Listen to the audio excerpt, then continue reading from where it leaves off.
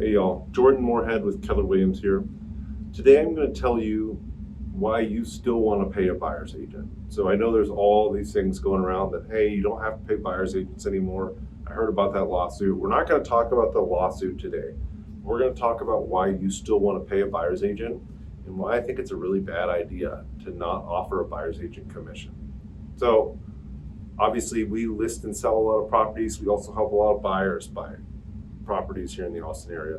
My team sells about 100 properties a year, and we're always navigating all the ins and outs of the real estate market. And more recently, there's been the commission lawsuit, so there's been a lot of big changes. But when I'm having conversations with sellers here recently, I'm starting to hear a lot of sellers ask, well, I heard I don't have to pay a buyer's agent anymore. And I always caution them, yes, that's true, and that's always been true. You don't have to pay a buyer's agent. There's never been a time where you have to pay a buyer's agent, but now it's not displayed on the MLS and it's more at the top of people's minds. So you don't need to pay a buyer's agent, but you're really losing out if you don't pay a buyer's agent.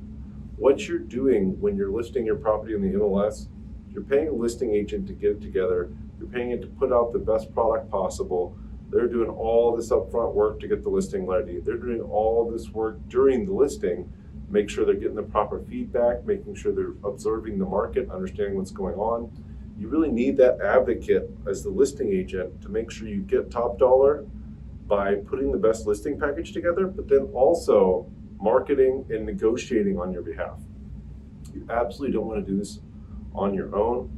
I do this every day. I have a lot of experience doing it, and I very consistently save tens of thousands of dollars for the listings we have just by knowing the simple tricks that I know and knowing how to negotiate. On the buyer's agent side, people go and they find an agent because they don't want to go look for a home on their own. They don't want to go out there and have to somehow get to every open house.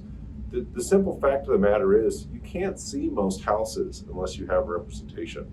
So you're really in a bad position if you think you're going to buy a house without a buyer's agent, especially if you're a first time or not a seasoned investor that buys properties. If you're a seasoned investor, you might know how to do this, but if you've only bought one or two properties, it's something you do every 5 to 7 years, it's not something you have a lot of experience with. So you need an agent to be your advocate, your guide, and take you out and make sure you find the right property in the right area for the right price for your needs.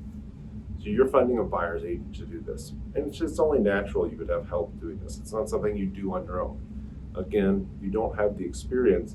A seasoned listing agent is really going to take advantage of an unrepresented buyer because, again, they're not taking advantage of you because they're mean or they're not a nice person. They're taking advantage of the situation because it's their job to make sure that their seller makes the most money possible, gets the best terms, and gets everything possible that they can.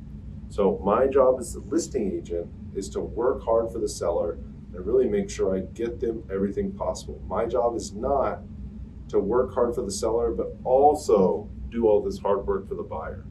I'm here representing the listing agent, and it's my job to help my sellers get everything they possibly want. And we have those conversations before we list. On the buyer's agent side, you're saying, hey, I'm listing a house. Why do I need to pay a buyer's agent? Can't that buyer just pay them? For example, when I went to buy my first home, I bought it with an FHA loan. I barely had enough money to put down on the 3.5% down for the FHA loan. I didn't have enough money for the closing costs for the home. The seller paid my closing costs to buy that home, and obviously they paid my agent. If I would have not had that buyer's agent commission being paid by the seller and the closing costs being paid by the seller, I wouldn't have bought a home. It would have taken me several years more to save up. I might have moved on somewhere and done something else.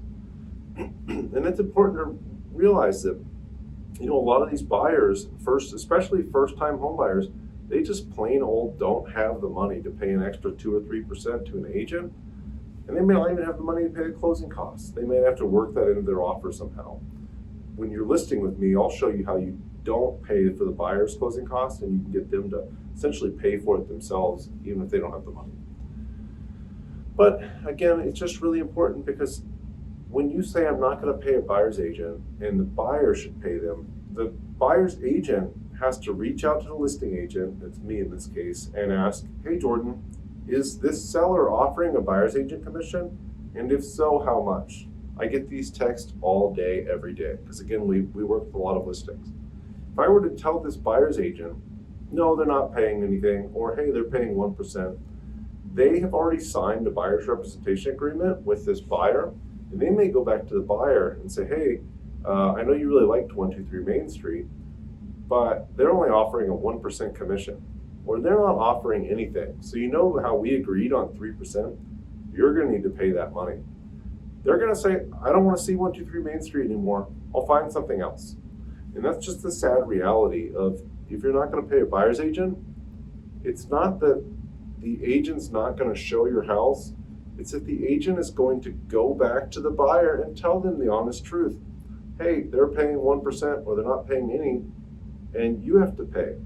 And that we have to get those buyer's representation agreements signed, and nobody's signing them for nothing. So when you decide not to offer a buyer's agent commission, remember, you're really going out there and saying, hey, I don't want to talk to 70% of these buyers here. I only want to talk to the buyers that have enough money to pay their own agent. I really think you're setting yourself up for failure. Don't do that. When you're listing and selling a home, understand by paying a buyer's agent, you're going to get more money. Reach out to me if you have any questions, jordan.moorhead@kw.com. I'm always here to help.